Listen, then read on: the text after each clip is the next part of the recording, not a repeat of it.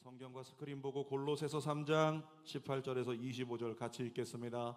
아내들아 남편에게 복종하라. 이는 주 안에서 마땅하니라. 남편들아 아내를 사랑하며 괴롭게 하지 말라. 자녀들아 모든 일에 부모에게 순종하라. 이는 주 안에서 기쁘게 하는 것이니라. 아비들아 너희 자녀를 노엽게 하지 말지니 낙심할까 함이라. 종들아 모든 일에 육신의 상전들에게 순종하되 사람을 기쁘게 하는 자와 같이 눈가림만 하지 말고 오직 주를 두려워하여 성실한 마음으로 하라.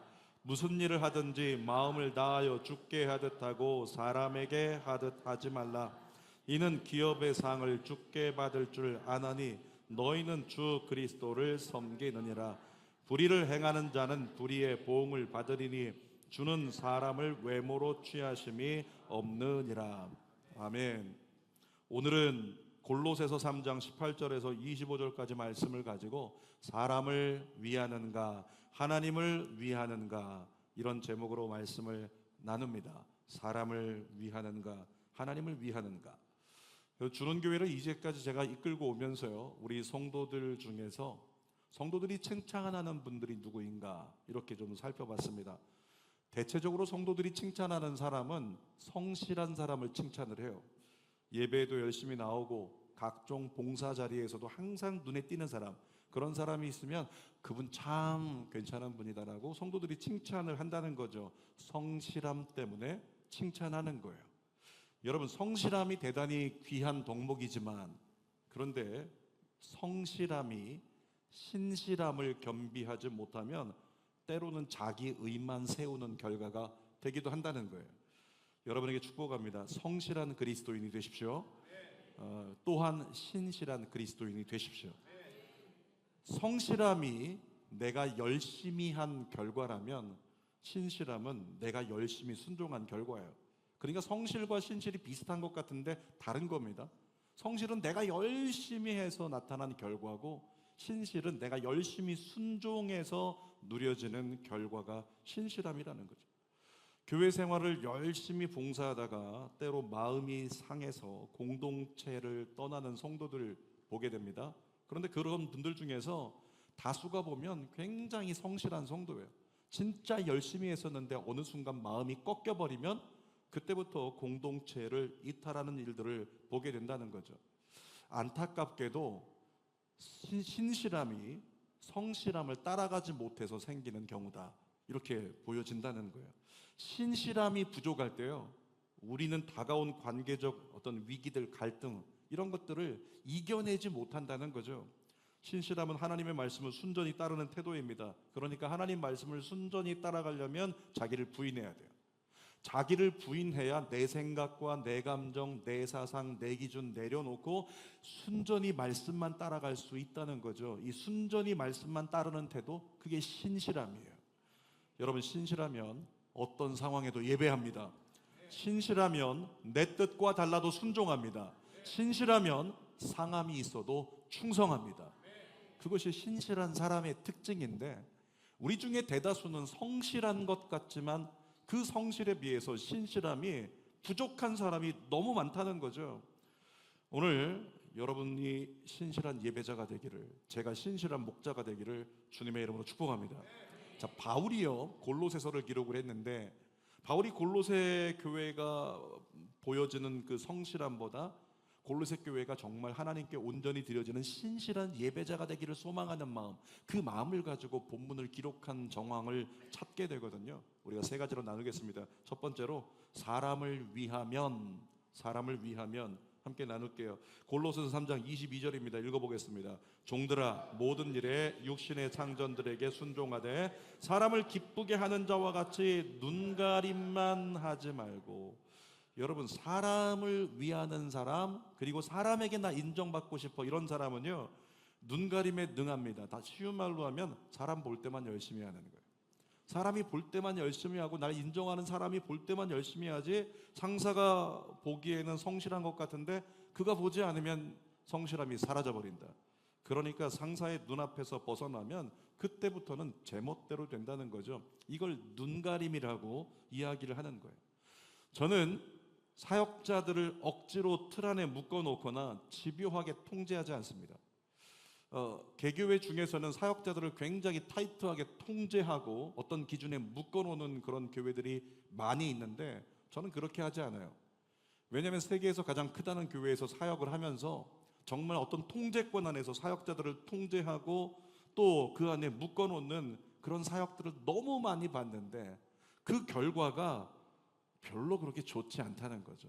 억지로 순종하고 억지로 충성하고 억지로 틀을 따라가는 거, 거기에서 나타나는 결과가 별로 좋지 않다는 거예요. 여러분, 억지로 하는 봉사, 억지로 담당하는 사역에는 은혜가 있을 수 없어요. 기름 부음이 있을 수 없는 거죠. 그런데 안타깝게도 제가 전에 사역했던 교회에서 주의 종들 중에는 정말 눈가림하는 주의 종들이 있었더라는 거예요. 정말 사람 볼 때만 열심히 하고 사람에게만 잘 보이려고 하는 그와 같은 사람들이 있었다는 거죠. 아이러니하게도 그런 사람은 담임 목사님께 칭찬을 받아요. 담임 목사님께 특별히 사랑을 받아요. 왜 그렇습니까? 그 앞에서 굉장히 열심히 잘하기 때문이죠. 그런데 하나님은 그들을 볼 때 어떻게 생각하실까요? 저도 주의 종으로서 한때 감정 노동자처럼 그렇게 사역했던 때가 있었던 것 같아요. 감정 노동자 어떤 사람인지 아시죠? 너무 피곤해서 지쳐갖고 축 늘어져 있다가도 갑자기 고객님 들어오면 안녕하십니까 고객님, 안녕하십니까 고객님, 환한 미소 축 처져 있다가 손님만 들어오면, 고객님만 들어오면 활짝 웃는 미소로 안녕하십니까 고객님, 안녕하십니까 고객님. KT에서 한동안 멘트 나오다가 지금은 사라졌는데 어떤 대답이 나왔죠? KT 전화하면 사랑합니다 고객님. 언제 봤다고 사랑하냐? 사랑합니다 고객님. 그것 때문에 남성들이 전화해가지고 장난하고 패러디하는 그런 일들도 많이 있었어요. 그들이 다 누구냐면 감정 노동자잖아요. 자기 감정과 상관없이, 상황과 상관없이 무조건 좋아 보여야 돼요. 무조건 괜찮아야 되고 무조건 섬겨줘야 되는 거, 감정 노동자. 그런데 언젠가 보니 제가 감정 노동자처럼 사역할 때가 있었더라고요. 성도들 만나면 웃어줘야 됩니다. 웃어줘야 되고 힘 있는 모습 보여줘야 되고 은혜로운 모습 보여줘야 되고, 그러니까 은혜로운 말해야 되고 성도들에게 힘내라고 계속 격려하고 권면하고 화이팅을 외쳐주는 사람. 그런데 때로는 이것이 실제 나의 모습이 아니라 주의 종이기 때문에 그래야 한다는 그 원칙에 의거한 위장된 모습일 때가 있어요. 그래서 위장된 모습으로 한참을 섬기고 그렇게 축복하고 성도들 만나고 나면 돌아서서 혼자 있을 때 심히 지쳐있는 제 자신의 모습을 발견할 때가 있었더라는 거죠. 여러분, 그런데 어느 날 새벽 예배 드리다가, 그날 새벽 예배 조영기 목사님이 설교를 하셨는데 새벽 예배 드리던 중에 들려온 말씀 한 구절이 이전에도 알던 말씀인데 그 말씀 한 구절에 제가 완전히 깨지고 말았어요. 갈라디아서 1장 10절입니다. 같이 한번 읽어볼게요. 이제 내가 사람들에게 좋게 하랴 하나님께 좋게 하랴 사람들에게 기쁨을 구하랴, 내가 지금까지 사람들의 기쁨을 구하였다면 그리스도의 종이 아니니라. 이 말씀이 갑자기 귓가에 스쳐오면서 심장에 박히는데, 내가 지금까지 사람들의 기쁨을 구했다면 주의 종이 아니다 그러면서 제 스스로에게 질문되어지는 거죠. 난 주의 종이었나? 난 돌아보니 정말 성도들을 만족하게 하려고, 성도들을 기분 좋게 하려고, 그래서 더 많이 모이고 더 많이 부흥할 수 있도록, 더 많이 따라올 수 있게 만들려고 그렇게 했던 목사인데 라고 하는 제 자신의 모습을 돌아보게 됐어요. 그리고 하나님 앞에 결단하면서요, 정말로 하나님께 눈물로 기도하면서 그렇게 하나님께 고백했던 것 같아요. 하나님, 다시는 사람들의 기쁨을 구하지 않겠습니다. 이제는 하나님을 기쁘시게 하기 위한 주의 종이 되겠습니다. 어떤 경우에도 사람을 위한 목회 말고 하나님을 위한 목회하겠습니다. 이 고백을 가지고 나아갔더니 그 다음부터는 바른 목회, 구별된 목회가 가능해지더라고요. 여러분, 그러던 중에 어떤 일화가 있었는데, 제가 새벽에도 얘기했지만은 전에 있던 교회에서 갑자기 장로회 설교를 목사님들이 돌아가면서 하게 됐어요. 근데 기관장들이 4-5명 되는데 돌아가면서 장로회 가서 설교를 좀 하도록 하자, 한 달에 한 번씩. 선배 목사님께서 불러놓고 얘기합니다. 담임 목사님이 가시면 설교를 하시겠지만 우리가 가서 무슨 설교를 하겠냐. 그 장로님들 중에는 대학 총장도 있었고요, 변호사도 있었고, 기업가도 있었고, 또 온갖 정치인들 포함해가지고 다 있었거든요. 그런 분들 앞에서 이 젊은 목사들이 가가지고 무슨 얘기를 하겠냐. 선배 목사님께서 키워드를 주시는 거죠. 가면 장로님 짱, 장로님은 우리의 희망, 장로님들 때문에 우리가 행복합니다, 장로님들 힘내십시오, 그렇게 얘기하고 나오면 된다는 거예요. 저도 마찬가지로 순종하는 마음으로 장로님 짱, 장로님은 우리 교회 희망, 장로님 힘내세요, 기도하겠습니다, 장로님 때문에 우리는 행복합니다, 이 얘기를 해주고 나오려고 설교 키워드를 준비해 놓은 거죠. 그리고 나서 제가 설교할 당일이 됐는데 아침 6시 출근해가지고 기도하고 있는데 갑자기 하나님께서 제 속에서 무언가 자꾸 이렇게 하나님께서 느껴지게 해주시는, 무언가 답답한데 주님이 무언가 말씀하시는 것 같은, 그래서 제가 하나님께 기도했습니다. 하나님, 저에게 하실 말씀이 있으십니까? 하나님 가르쳐 주십시오. 그때 하나님께서 제 마음속에 선한 양심을 통하여 넌 주의 종이다, 넌 선지자야, 너는 나의 말씀을 선포하라, 그와 같은 마음을 딱 주셨는데, 그래서 제가 하나님 제가 장로회 지금 7시 설교 가야 되는데 제가 무엇을 선포해야 됩니까? 그때 하나님께서 제게 주신 설교 제목이 완전히 뒤집혀 버렸어요. 원래 설교 제목은 장로님들 사랑합니다, 뭐 장로님들 우리의 희망입니다, 이런 거였는데 제 설교 제목이 바뀌어서 장로의 자격, 그리고 설교가 뒤집혀 버렸어요. 장로의 자격. 그러니까 제가 설교 제목을 얘기했을 때 장로님들 눈이 동그래져 가지고요, 30년 40년 된 베테랑 장로님들이 이렇게 마치 팔짱 낀 것처럼 저를 쳐다보고 있는 거죠. 그리고 제가 첫 번째로 했습니다. 첫 번째, 장로라면 아닌 것은 아니라고 석고대죄를 해서라도 말할 수 있어야 한다, 그 이야기를 했어요. 왜 그 얘기를 했냐면, 담임 목사님에게 있어서 조금 문제되는 상황들이 있었는데 장로님들이 뒤에서 엄청 욕을 하거든요. 엄청 뒷담화를 하는 거예요. 젊은 목사들 불러놓고 장로님들이 목사 앉혀놓고 담임 목사 욕을 1시간을 하는 거예요. 그것이 마음에 부딪혔는지 장로님들 뒤에서 욕하지 말고 뒷담화만 하지 말고 잘못됐다면 잘못되었다고 그 앞에 석고대죄를 해서 무릎을 꿇더라도 아니라고 말할 수 있어야 합니다.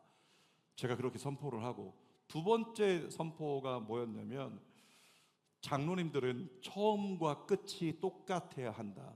처음부터 섬기기로 작정했다면 끝까지 섬기는 자가 되십시오. 성도들보다 가장 앞서 섬기고 가장 모범이 되고 가장 헌신의 자리에 서십시오. 제가 그렇게 말씀드리면서 첫 마음을 잊지 말라고, 섬기는 자가 되십시오, 이렇게 이야기를 했거든요. 세 번째는 기억이 안 나요. 근데 중요한 건 그 설교를 하고 나서 나오기 직전에 다음 날이 특별 새벽 예배였거든요. 특별 새벽 예배인데 2,000명 들어가는 성전에 한 1,000명 모이는데 특별한 게 없어요. 그래서 제가 장로님들에게, 장로님 제가 도전합니다, 특별한 새벽 예배를 만들어 주십시오. 제가 가르쳐 드리겠습니다. 그리고 이야기하기를, 흩어져 있는 장로님들이 담임 목사님 바로 앞자리 정중앙에 80명이 모여 앉으시라고, 그리고 담임 목사님 설교할 때 누구보다 크게 아멘 하시라고. 그러면 담임 목사님께서 깜짝 놀래가지고 장로님들이 저렇게 의기투합하여 새롭게 나가려고 하는데, 나도 새로워져야 되겠다, 마음 같지 않겠습니까? 그렇게 외치고 나갔어요. 조금 있다 보니까 한 15분 있다가 제가 카페 내려가서 긴장된 한숨을 돌리면서 알을 마시고 있었는데, 그 순간에 장로님 세 분이 따라 내려오시는데, 이분들은 장로된 지 1년, 2년밖에 안 된 분들이에요. 그러니까 이분들은 약간의 의협심이 있잖아요. 장로회가 새로워져야 되는데 이런 마음. 근데 그분들이 내려와서, 목사님, 강 목사님 속이 시원합니다, 속이 시원하다고 자기들이 선배들에게 외치고 싶었는데 꿈쩍도 하지 않는 저분들에게 제대로 말씀해 주셨다, 이렇게 말씀하시는 거예요. 그러고 나서 옆에 있던 한 분이 조금 있다가 제 귓가에 대고 얘기합니다. 목사님, 근데 오늘 집에 갈 때 퇴근길 조심하세요, 칼 맞을 수도 있습니다. 그렇게 말씀하셨어요. 그리고 얘기하시면서, 목사님이 그렇게 얘기했다고 새벽에 장로님들이 여기 다 앉겠습니까? 그런 일은 절대 없을 거예요, 이렇게 말씀하셨거든요. 다음날 새벽이 됐습니다. 제가 교구가 18개 교구가 있었기 때문에 제가 맡은 교구는 저 뒤쪽에 있어서 성도들을 만나고 있는데, 저희 교구 담당하는 장로님 두 분이 안 보이는 거예요. 권사님들에게 물어봤어요. 어디 가셨냐고. 그랬더니 저 앞에 갔어요. 나중에 보니까 깜짝 놀랐습니다. 80명의 장로님들이요, 모두 다 제일 앞자리에 앉아서 제일 뜨겁게 찬양하고 예배드리고 있는 거예요. 그래서 어떤 일이 일어났는가 봤더니 그 이야기를 들으신 장로 회장님 마음에 계속 이것이 부딪혀갖고 남아있어서 결국에는 밤 10시 돼가지고 장로님들에게 단톡방을 통해가지고 내일 새벽 장로님들은 4시 반까지 성전 제일 앞자리에 모이십시오, 이렇게 해서 다 모였다는 거예요. 저는 그 광경을 보면서요, 정말 센세이션을 느끼면서 제가 이 젊은 목사 하나가 뭐라고 그렇게 이야기한 것에 장로님들이 반응하여 앞자리에 앉는다? 그런데 그 순간에 제가 기도하면서 잠깐 동안 눈물도 흘리고 그랬었어요. 하나님, 제가 선지자로서 주님께서 원하시는 주님의 뜻을 따라갔을 때, 믿음으로 주님의 뜻을 선포했을 때 역사하시는 하나님, 그 하나님 경험해 주셔서 감사합니다. 앞으로도 주님의 말씀만 선포하겠습니다. 그렇게 선언할 수 있는 계기가 된 거죠. 살아가는 여러분에게 권면합니다. 사람을 위하지 말고 하나님을 위하는 신실한 예배자가 되십시다. 자, 두 번째 나누려고 하는 것은 하나님을 위하면이라고 하는 거예요. 우리 골로새서 3장 23절 읽어보겠습니다. 무슨 일을 하든지 마음을 다하여 주께 하듯 하고 사람에게 하듯 하지 말라. 여러분, 사도 바울이 말하는 겁니다. 무슨 일을 하든지, 무슨 일, 어떤 일일까요? 우리가 생각하기에 거창한 일, 위대한 일, 이런 게 아니라 진짜 모든 사람이 저것은 일도 아니다라고 생각하고 무시할 수 있는 그런 일을 포함하는 거예요. 무슨 일을 하든지 뭐라고 써 있어요? 그 다음에 마음을 다하여. 그 다음 뭐라고 써 있다고요? 주께 하듯 하라. 여러분, 바울이 누구에게 얘기하고 있냐면 22절 끝에 보면 종들아 그러고 써 있어요. 그러니까 종들에게 얘기하고 있는 거예요. 당시 사회에서는요, 소외 계층이었던 종들에게 정말 그들이 담당할 수 있는 일들, 어느 누구도 저건 종들이나 하는 일이지, 치부해버릴 수 있는 그런 일은 우리가 할 수 없어, 종들이나 하는 일이지, 이런 일들을 종들이 맡았을 거 아니겠습니까? 그런데 그들에게 바울이 선언하는 겁니다. 너희 종들이 어느 누구도 귀하게 여기지 않는 그 일을 할지라도 마음을 다하여 주께 하듯 하라. 이렇게 바울이 권면하고 있는 거죠. 여러분, 교회로 말하면 별로 중요해 보이지 않는 일 많이 있을 거예요. 특별히 다들 돌아가고 있는데 누군가는 남아서 보니까 시키지 않았지만 자원해서 청소하시는 분, 쓰레기를 버리시는 분들이 계시더라고요. 여러분, 기억하십시오. 우리 하나님께서 그때 그 순간 그 자리 그 사람을 주목하십니다. 그 작은 일에 충성하고 헌신할 때요, 그것을 하나님이 주목하신다는 거예요. 사랑하는 여러분, 별로 중요해 보이지 않는 작은 일도 주께 하듯 정성을 다할 수 있는 예배자가 되기를 축복합니다. 우리가 차량 운행 봉사하는 거, 주차 봉사하는 거 다 하나님의 사역이에요. 아멘인가요? 주방에서 설거지하는 거, 쓰레기 청소하는 거 하나님의 사역입니다. 소그룹 모임을 위해서 반찬을 섬겨주시겠다고 만드는 손길도 하나님의 사역이에요. 아이들을 돌보거나 옆 사람에게, 잘 들으세요, 옆 사람에게 따뜻한 미소로 인사를 나누는 것도 작지만 하나님의 사역입니다. 옆에 분에게 축복하겠습니다. 당신이 최고입니다. 사역이라 그랬어요? 사역이라 그랬어요. 정말로 아주 작은 것들까지도 사역이라고 생각하고 정말 마음을 다하여 주께 하듯. 옆에 사람 인사할 때 뭐라고요? 우리 아이들 섬길 때는 주님의 자녀라고 생각하고 섬기면 우리의 태도가 달라질 수 있다는 거죠. 마태복음 25장에 21절에 예수님께서 이렇게 말씀하셨어요. 읽어봅시다. 그 주인이 이르되 잘하였도다 착하고 충성된 종아, 내가 적은 일에 충성하였음에 내가 많은 것을 내게 맡기리니 내 주인의 즐거움에 참여할지어다. 자, 우리는 이 말씀을 읽으면 네가 적은 일에 충성했기 때문에 너에게 많은 걸 맡겨줄 거야. 우린 여기에 꽂혀 있어요. 내가 작은 거 충성했으니까 주님이 많은 걸로 보상하여 맡겨주시겠지. 그거보다 더 중요한 말씀이 있어요. 마지막에 써있죠. 뭐라고 써있습니까? 내 주인의 즐거움에 참여할지어다. 여러분, 주인의 즐거움 중에 가장 큰 즐거움이 뭐냐면 구원의 즐거움이에요. 구원의 즐거움. 누가 그 구원의 즐거움에 참여할 수 있다고요? 작은 일에 충성하는 자, 그는 구원의 즐거움에 참여하게 되리라. 여러분, 세상 즐거움 여러 가지 세상에 유익한 것들, 또 세상에 즐거움을 가져다 줄 수 있는 많은 것들 있잖아요. 그런 것들은 잠깐 동안 우리에게 도파민을 선사할 수 있습니다. 그러나 그때뿐이에요. 그런데 우리가 주님 앞에 작은 일에 충성하면 주인의 즐거움, 구원의 즐거움을 우리에게 허락해 주신다는 거죠. 여러분, 구원의 즐거움이 우리에게 임하면 우리의 삶은 누가 시키지 않아도 은혜와 감격이 가득해지게 됩니다. 구원의 즐거움이 임하면 정말 삶 전체를 주님께 드리고 싶고, 그렇게 드리는 내 행위가 누가 뭐라고 알아주지 않아도 기쁨과 은혜로 가득할 수 있다는 거죠.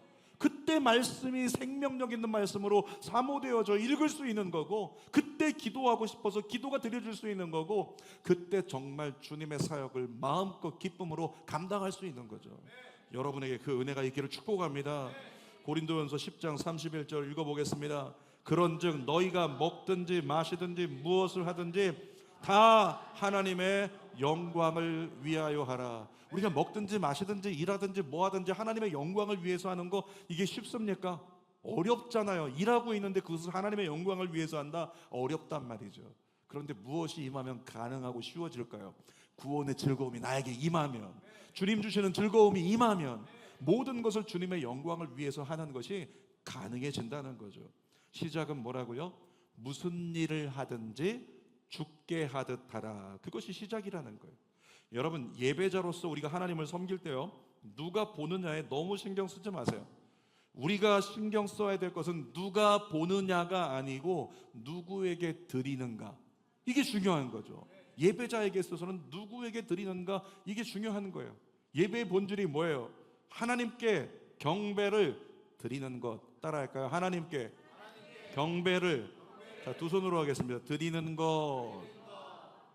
이것이 예배의 본질이에요. 하나님께 경배를 드리는 것. 우리 찬양대가, 찬양팀이 열심히 연습을 해요. 특히 찬양팀이, 연주팀이 있으니까 열심히 연습해서 힐송과 똑같은 어떤 연주를, 똑같이 편곡을 만들어냅니다. 완벽하게 해내면 하나님이 기쁘게 받으실까요? 찬양대가 화음을 너무 잘해서 오늘도 보니까 주님 같은 분 없네, 주님 같은 분 없네, 그러면서 와, 멋지다 멋지다, 그런 생각이 들었는데, 아주 하모니가 진짜 멋진다고, 멋진 대곡을 부른다고 하나님이 기뻐 받으시겠습니까? 아니라는 거예요. 우리 하나님은 보여지는 결과가 아니라 마음의 중심을 받으시기를 원하신다고요. 그래서 누군가 제대로 예배하고 있다면요, 예배는 뭐라고요? 경배를 주님께 드리는 거. 그러니까 누군가가 제대로 예배하고 있다면 정성을 담을 수밖에 없어요. 정성스럽게 정성을 담을 수밖에 없다는 거예요. 왜? 주님께 드리는 경배이기 때문에. 예배 시간 전후에 구별하세요. 예배 시간 전에 시간이 보니까 지금 5분 남았네, 5분간 해볼까? 그리고 기도를 시작해야 되는데 5분간 해볼까? 스마트폰으로 게임을 시작을 해요. 안 된다는 거죠. 정성이 안 보이잖아요.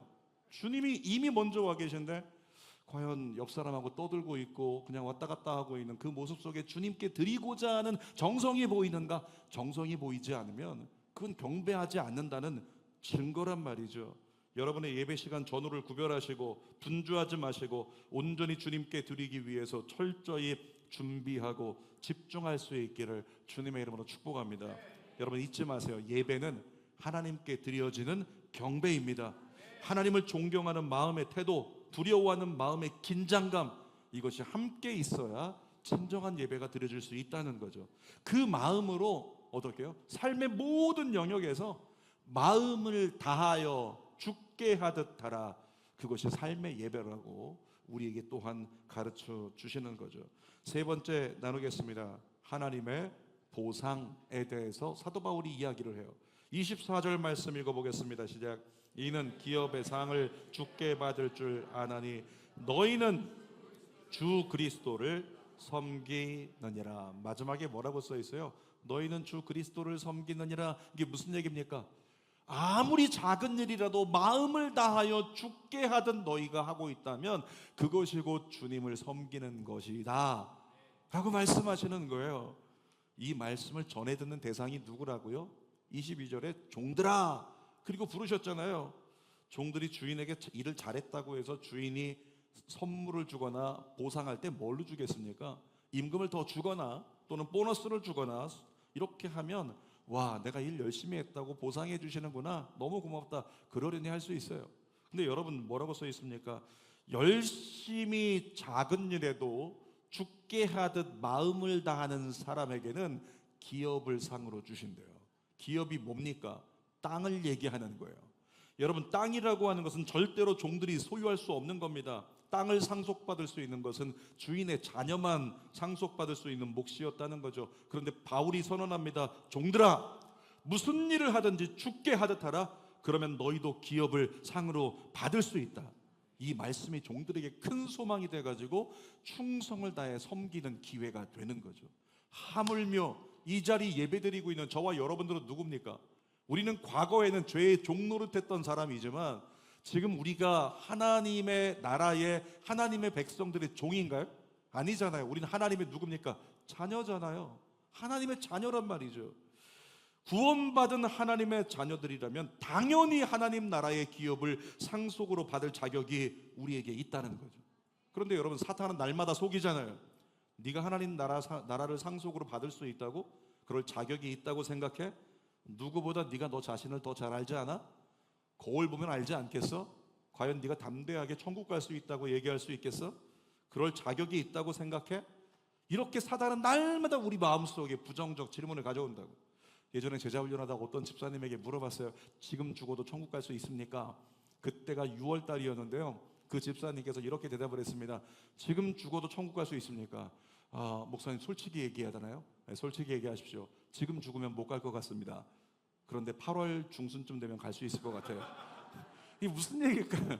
이게 무슨 얘기인가 돌아보니까 8월 중순에 수련회가 있는데 수련회 갔다 오면 천국 갈 수 있는 상태가 된다는 거예요. 그래서 그 대답을 하고 있는 그것 때문에 모두가 그냥 웃음바다가 됐는데, 사랑하는 여러분, 왜 그런 고백이 나오는 거예요? 사탄의 속임수 때문에 그런 거예요. 영적 전쟁 때문에 그런 거죠. 사탄이 자꾸 참소하고 자꾸 속이니까 우리 스스로가 뭐라고 얘기하냐면 나는 구원받지 못할 것 같다, 이렇게 믿음 없는 고백에 묶이고 만다는 거죠. 여러분에게 부탁드립니다. 여러분에게 묻겠습니다. 사탄의 주장을 인정하시겠습니까? 아니면 하나님의 선언을 믿으시겠습니까? 사탄은 언제나 우리를 조롱합니다. 예수의 피로 이루신 구원을 무력화시키려고 사탄은 날마다 우리를 참소한다는 거죠. 그런데 주님께서 뭐라고 외치세요? 십자가상에서 눈에 보이지 않지만 저 십자가를 통해서 이 땅 가운데 구원의 문을 여신 주님이 우리에게 뭐라고 외치시냐고요? 너는 내 아들이다. 내가 너를 낳았다.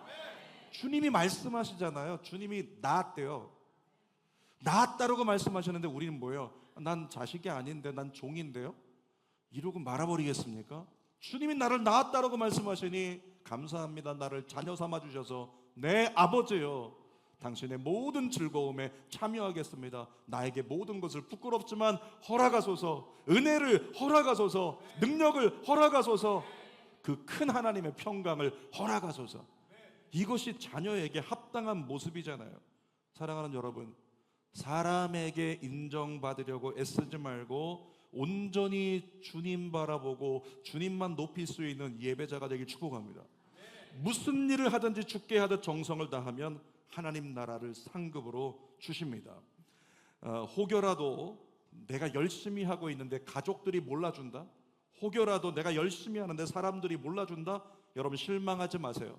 여러분들이 작은 일을 죽게 하듯 충성을 다하면요, 그 일을 하나님이 아십니다. 하나님이 기억하십니다.